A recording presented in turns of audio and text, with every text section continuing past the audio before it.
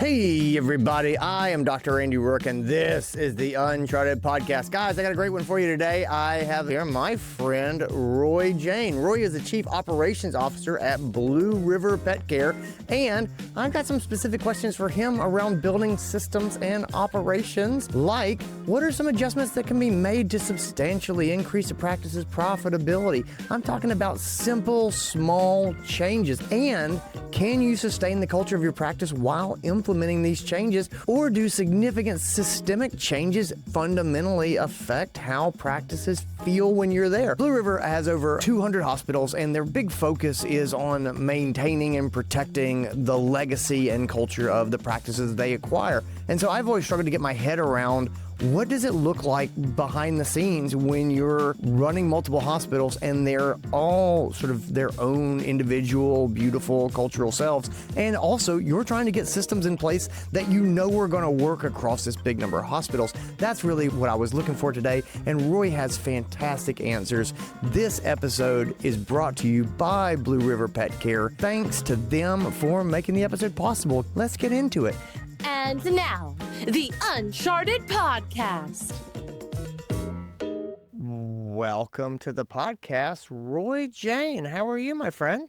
I'm doing great. Thank you so much for having me. I'm really happy to have you on. For those who don't know you, you are the Chief Operating Officer at Blue River Pet Care. And so we had your co-founder, Dan, on a couple weeks ago, and we sort of go back and talk about Dan a little bit if we want to. But I love the story of Blue River, and I love sort of hearing how you guys got started back in 2009-ish. And I want to revisit some of that with you today. But the big question that I had leaving the interview with Dan was Blue River's sort of focus and their mission is to acquire vet hospitals and then to retain the legacy culture, as I think you guys put it. And so I was thinking about that. And so you've got this multi-hospital operation, and the hospitals run quite differently. And just as a sort of a nerdy academic exercise for me, I'm always interested in building systems and how do you build systems and what systems are too many systems and things like that. So I don't want to jump directly to that, but that's where I want to go with you. But I'm really interested in how you scale a company where the practices have these cultural differences that you've intentionally wanted to maintain, and you've intentionally tried to maintain the uniqueness of the unit. So anyway, let me step back for a second. Why don't you, just at a high level, just for maybe those who didn't hear the first episode, talk to me a little bit about Blue River Pet Care. Where are you from? What's the size of the organization today? Things like that. I'm from Chicago. Grew up on the south side of Chicago. Been here my entire life. I linked up with Dan in 1998, believe it or not. So we've been working together for like 25 plus years. Our backgrounds are finance. He's a lawyer by trade, recovering. But we started Blue River Pet Care because the veterinary industry is just an amazing industry. We get to help pets every day. And we saw this opportunity for a more user-friendly approach to veterinary consolidation and really started our company with those founding principles. We recognize that veterinarians practice medicine all different ways across the country. From practice to practice, it might be different within a city. Okay. And we celebrate the uniqueness of those differences rather than try to do something that's all one size. And we know there are other people out there that have that approach. Ours is to the each. And from an operational perspective, we try to meet the practices where they're at. Our first goal, anytime we do an acquisition, is just to get that first payroll right. And then after that, our team is really good about bonding with their practices and making sure that we are providing resources for them to address whatever needs they might have, whether they need a new sign or they need a little help with their workflow, or we need to look at what vendors, what their pricing is. Maybe we can get better deals, different products that they haven't used before, or invest in their equipment. Again, wherever they're at, we will meet them. And some practices come in fully equipped. They're blowing and going, and we just provide some cheerleading in the background and let them do what they do. Yeah. So how many practices do you guys have now? We have close to 210 practices across about 40 states, and we started this business from scratch way back in 2009. I have to ask you this. Surely at some point, probably at the very beginning, when you were like, we're going to do this and we're going to keep these practices sort of unique and separate, surely you had the thought, this is a terrible idea. Like, you know what I mean? Like, surely you did, right? I mean, it's just the idea in my mind of having 210 practices and trying to honor the uniqueness of each one. Like, for God's sakes, man, how much easier would it have been if you had just said, look, this is the Blue River way, and this is how we're going to do it? Did you have those struggles at least early on? There was the thought, yes, this is a different way to approach the market, but we just saw an opportunity. When we started, the market was totally different than where it is today. There was probably 10, 11, 12 consolidators out there. There were some very large ones and then some small ones. The large ones had adopted this one-size-fits-all mentality, and we just thought there was an opportunity in the market to have a different way of managing hospitals and assisting them with their day-to-day needs while still celebrating the uniqueness of each culture. And when we talk about the uniqueness of each culture, just to be clear, it's three fundamental pillars. Number one, we don't change the brand of the hospital. There's no Blue River moniker anywhere. It's not about us, it's about them. And that's what we tell them every time we meet with a new hospital. Number two, we don't change how they practice medicine. So they're using Antec or IDEX, they can stay on Antec or IDEX. If they're using distributor X, Y, or Z, they can continue to use those folks. Whatever their heartworm, flea, and tick product is, they can continue to use those folks. We just try to cut better deals on the back office side. And the practice of medicine does evolve at each practice, and we can provide resources to assist with that process. But again, a lot of that's just determined locally. And number three, and most important, we don't change the people, their pay rates, their hours. If they've got local celebrations for birthdays or they do something special for a particular holiday, all of that stays intact. And you are right. It does create a little bit of complication for our back office team to keep track of all of these things. But you asked about systems and scaling. Yeah. So a lot of the systems that we have implemented are able to track all of the unique aspects of these practices and make sure that they are honored. And I will tell you from an operational perspective, I do head the operations team, but this company started as just an aggregation vehicle. We were just buying practices at the beginning for the first 10 years of our company's existence. In 2019 is really when we made the decision to form an operations group. And then all the different feedback that we get from our hospitals, whether it be pre-acquisition or after, that's really what formed the crux of what we do from an operational perspective right now. And I'm very proud of what we built in terms of the breadth and depth of our operational capabilities, but there's so much left to do, and we're really excited about the future of that. Oh, yeah. Well, you guys are doing something really special. How many hospitals did you have in 2019? Probably about 90 hospitals. All right. So you've almost 100 hospitals.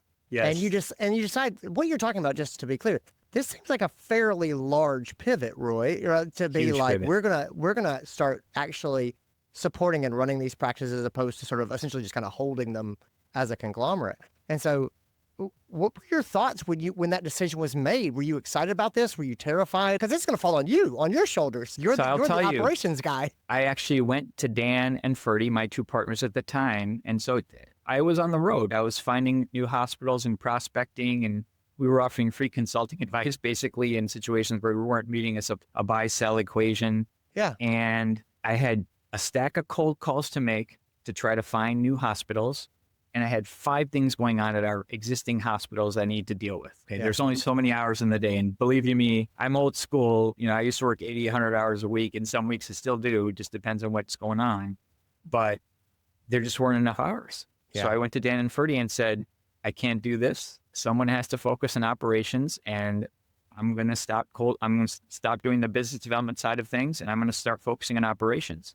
And from that decision started to spring up our method of assisting our hospitals moving forward. And it initially started with promoting our very best practice managers. They bought into that, the customization to the facility, and they were able to oversee a certain number of hospitals. And it was quite a large span of control, if you might say, because we had 90 hospitals. We probably had 2, 3 regional folks. And then over time, we started to add to that capability. But those regional folks were critical because they were A-plus practice managers. They knew how to price their services. They knew how to manage their inventory. They knew how to recruit. They knew how to market. So they were able to take their knowledge and try to be mentors to other practice managers. And then from that group, we started to bubble up additional regional staff. Then we added functional areas. One of our vice presidents of operations today started as our recruiter in 2016. Our VP of marketing started as a team of 1 in 2019. Now she has a team of 12, 15 folks that help her do marketing across the country. Then we started to get suggestions. We started to get suggestions from new acquisitions we go to or talking with the field. Hey, do you have resources for doctors and technicians to help us advance what we're doing at the local level? So in 2021, we formed a clinical development group comprised of doctors and technicians who knew what it was like to practice in the hospitals. Not that our regional team didn't, because obviously they were running practices before, but who knew that, the trenches of the medicine and could support that from an operational perspective. And then added other teams as well. We have a facilities team that helps improve facilities.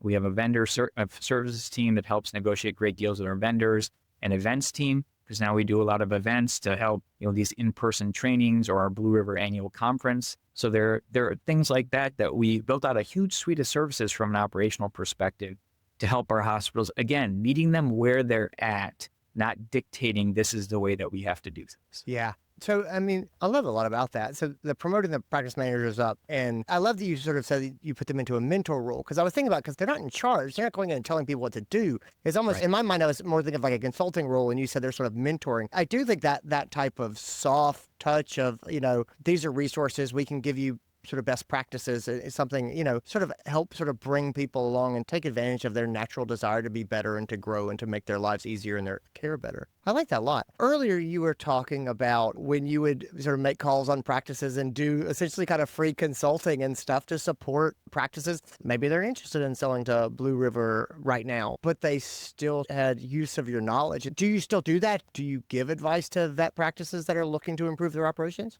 100%. So we understand that selling your practice is a very personal decision, and you may be exploring selling your practice. And what we would like to do at any given moment in time is just come into that thought process and conversation. We've had practices that we've been talking to for 11 years that just sold to us last year. Okay, so we understand it's a long sales process. Sometimes it's quick, right? Someone decides they want to sell, they're going to sell the next 6 months. But sometimes it's a long period of time. And sometimes those practices aren't ready to sell. Typically, practices are purchased based on a multiple of their profitability. And sometimes their profitability isn't high enough for them to get what they want out of the sale. Our background is a little financial, so we look at the financials and figure out kind of pressure points of what's going on at the practice. And we're happy to share that feedback. One example, we were talking to a practice owner whose dad was the veterinarian at the practice. Dad passed away, okay? And she was left as the manager running that practice. And she had her veterinary staff, and we were looking at her P&L. She was considering selling. It's a lot to take in as a solo owner. Again, people fill the cup up with their patients, if you will, for different things. And so we looked at her P&L, and very quick hit. Her credit card expense as a percentage of her revenue was like 4 or 5%. So we know on our deals we can get, and generally, if we look at other practices, the number should be around 2%. Boom, instant 3% on the profitability. She made that change. We actually sent her the vendor to go call in her area. This is the guy, And 2-3 years later, she came back, and she had gone from a margin in the low teens to over 20% at the practice. 20% is the gold standard as a result of that change and a couple other tweaks that we had with her inventory and things that for her to consider. Her revenue grew as well. So those are things that we will do on a regular basis because we know it's a long period of time. And by the way, life is short, right? We understand not everyone's going to sell to us. We lose hospitals in competitive processes every day, but if we've made that process or that practice more sustainable for the future because they have a better personal situation, then great. We're happy to help just serve people in the community. I think it's amazing to focus on the impact that you can have in the world, right? That's when we talk about what is this all about? What is success really? It's that type of impact.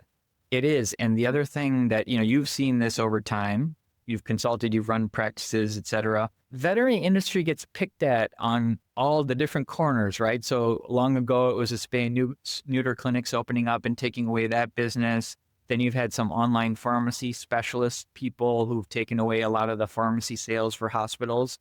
One of the easiest things you can do, if you don't have an online pharmacy set up, you are losing $50,000 to $300,000 of revenue at whatever the margin might be.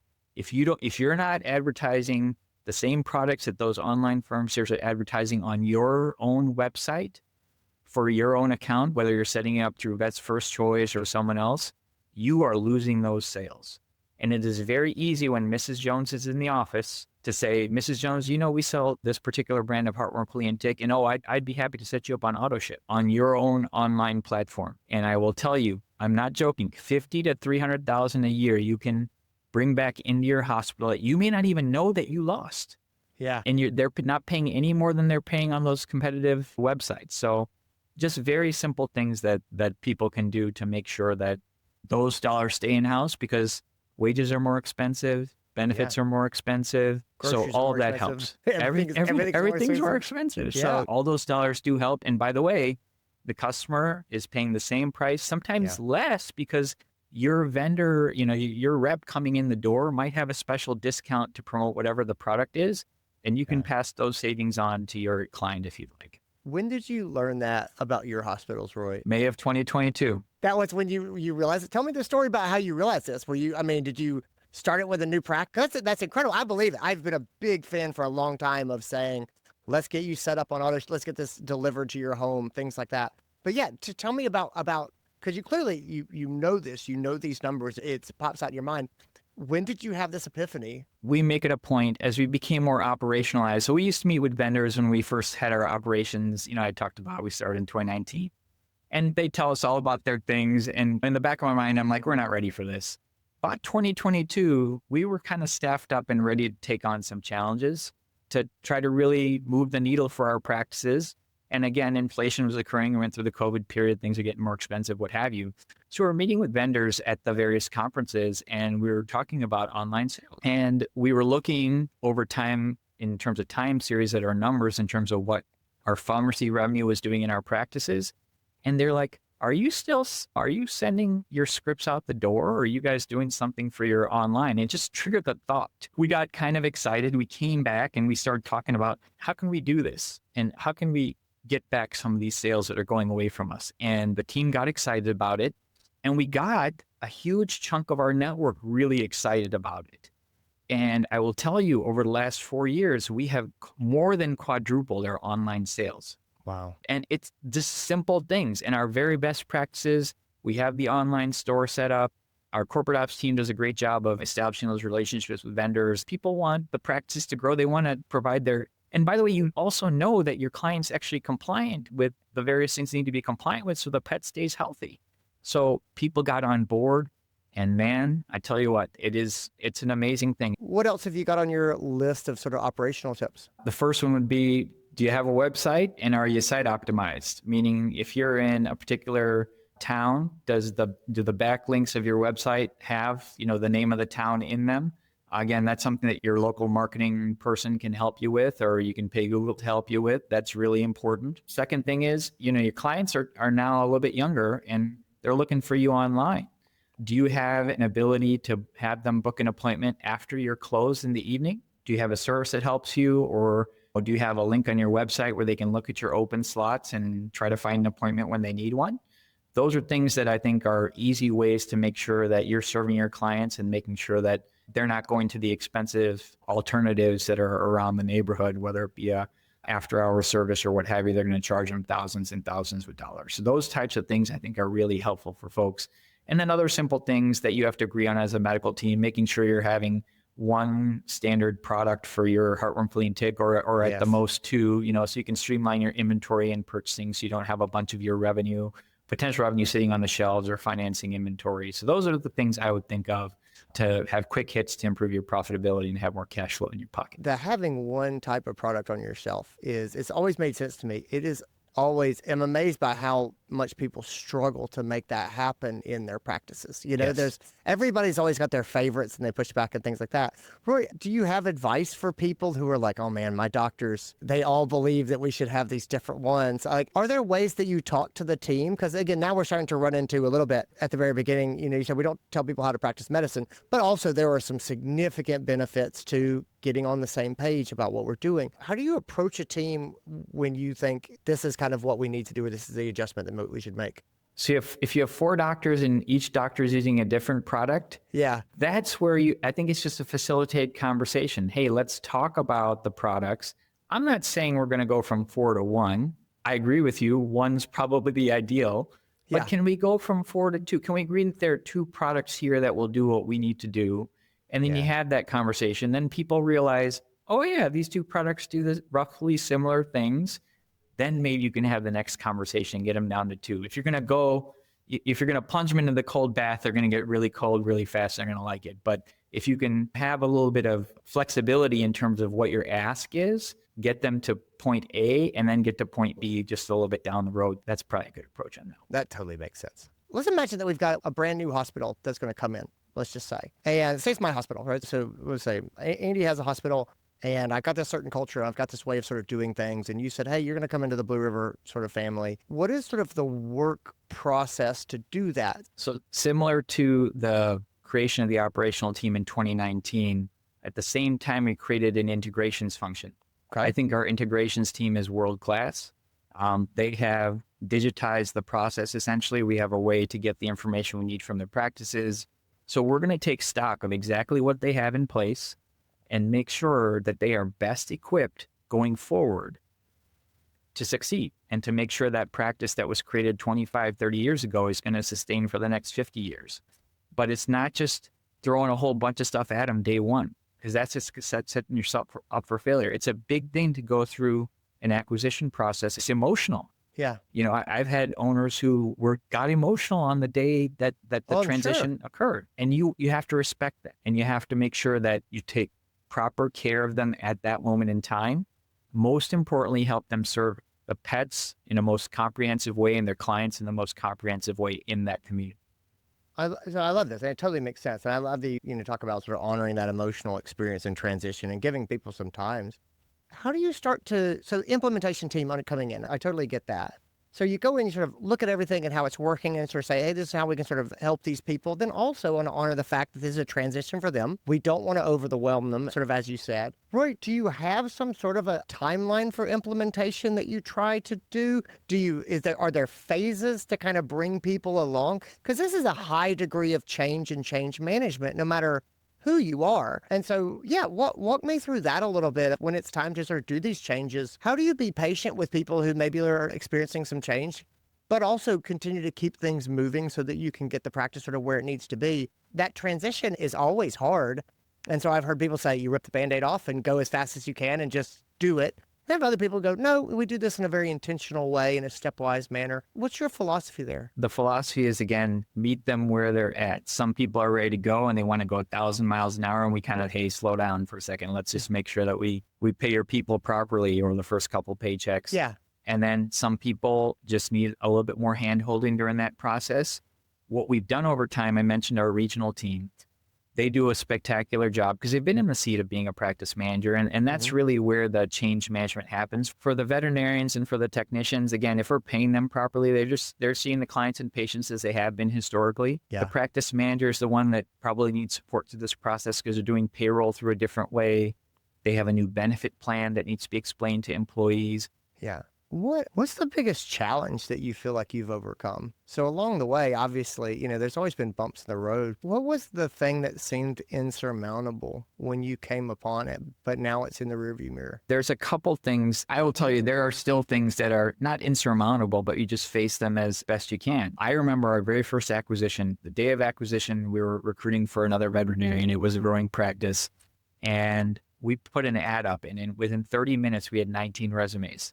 Okay. Those days are gone, right? Yeah. You have to recruit. And so now one of the bigger challenges in the industry is the shortage of veterinarians. We're probably 10, 11, 12% short. That's about 10,000, 12,000 veterinarians. And we know that because we actually can track what all the openings are. We can scrape the internet and figure out what those are. Key thing for us is retention of veterinarians. We know we're going to lose some because some people are just going to move or life changes happen or what have you. But that's been the biggest thing to figure out. And our recruiting team, believe it or not, as late as 2021 was a team of one. And now we have a dozen folks that deal with recruiting, whether it's at the school level or lateral. But man, they get after it. Whatever the challenges are, you gain experience from that challenge, and then you figure out the process around overcoming that challenge and making it routinized. If you're having an HR challenge and you've had 2 or 3 of the same challenges, what is the way that you're comfortable dealing with it? Yeah. And that you don't get emotionally upset about it, okay? But you just realize this is what the situation is, and you write out the steps that you're going to do, and then over time, it just becomes part of what you do and makes it easier. So anytime that you have uncertainty that you're facing, the way that I deal with uncertainty is I make it certain. or make it less uncertain, if you Less- will, and just make it systematized and have a process around it. Yeah. Have there been any changes that you've had around sort of your personal philosophy? I guess what I'm sort of asking here is when you start out and you're sort of starting to acquire practices and you're dealing with 1 practice, 5 practices, 10 practices, you've seen the world now in a way that you probably didn't when you came in and started Blue River at the very beginning. Are there ways that you look at success? Are there ways that you look at the human-animal bond that are just different than how you saw them when you kind of started in the industry? I'm just sort of interested in, with your life experience, the way you think about the world or the profession overall, like what's evolved in that regard? So I'll tell you, I took a bit from your playbook. I remember you coming to speak at our conference a little while ago. Yeah. And it also was born out of my partners. They're generally very positive people. Okay. And starting a business from scratch, you're in the unknown, right? You don't know what's going to happen the next day. And I remember my partner, Ferdy, would come in every day when we had no hospitals, and he'd declare, today's going to be a great day at Blue River Pet Care. And I tell you what, like after a while, after a year, we had no hospitals. And you have to believe that today's going to be a great day at Blue River Pet Care. And so when I hear your talk about how to address people from a positive perspective versus, hey, I have this problem, that problem, it is a world of difference. And it's something I have one daughter, and I always tell her, and she rolls her eyes at me all the time. I'm like, hey, you're going to win in life if you wake up every day and you think it's going to be a good day. Yeah. It is the hardest thing in life. And when you have these negative things that happen during a day, it's very easy to get bogged down, right? Oh, this stinks. I can't believe this happened. I'm so upset, whatever. Instead of, like we talked about earlier, we have challenges. Yeah. Okay, this happened. How am I going to address it? And it's okay to have down days, right? But you got to have more good days than bad days. And it starts with attitude. And if you're going to talk to someone about something that they need to improve, you got to say it in a way that they're going to be able to receive it. And that's what I took from your talk a while back. It can't just be, this is bad, this is bad, this is bad. No. You do 95 amazing things. If you could just tweak this one thing, man, it would help me out a ton. And I remember you saying something similar to that during your talk. It resonated with me because my whole approach to operations and what I try to impart on my team is that you have to take all these situations and you have to attack it from a positive perspective, because people generally want to do a good job. Yeah. People are generally trying as hard as they can, and you have to provide them with the resources, and you have to be a cheerleader. You have to impart, you are the positivity. And if you get in a situation, and we talk about it with our hospitals, it's not us against them. What are we all trying to do? We're trying to help pets. We're trying to help them have great, healthy lives. We're trying to help our clients, make sure they have a wonderful human-animal bond. But it starts with that positivity and making sure that, again, we're all on the same page and we're all working towards that goal together, which is why everything we've done operationally is designed based on feedback that we get from our field. Roy, I love that. This has been fantastic. Where can people find you online? Where can they learn more about Blue River Pet Care? You can go to our website, blueriverpetcare.com. I believe there's a button that you can tap to message me if there's something you want to chat about or something you want to talk about operationally. And there's a lot of quick hits that individual practice owners can take to, again, improve their profitability, make their culture better, et cetera. I'm happy to chat at people about all this. Thanks again for being here. Guys, thanks for tuning in, everybody. Take care of yourselves, gang. Thank you. And that's what I got. Guys, I hope you enjoyed it. Thanks to Blue River Pet Care for making this episode possible. Thanks to Roy for being here. Guys, I hope you enjoyed it. I thought it was really, really interesting. I love that Roy's willing to sort of share the lessons that they learned and talk about sort of how Blue River has pivoted and grown and changed over the years. And I think his philosophy is interesting. I was talking to him after we stopped recording, and he said, positivity is basically my religion. And I got to tell you, I've talked to Roy a number of times over the last 2 years, and I think he's probably telling the truth. He seems to be a lovely person to be around, but man, I think he's just got such a good, healthy perspective. I love how he looks at challenges as just challenges and decides every day that it's going to be a good day. So anyway, thanks to him for being here. Thanks for you for being here. I will talk to you guys later on.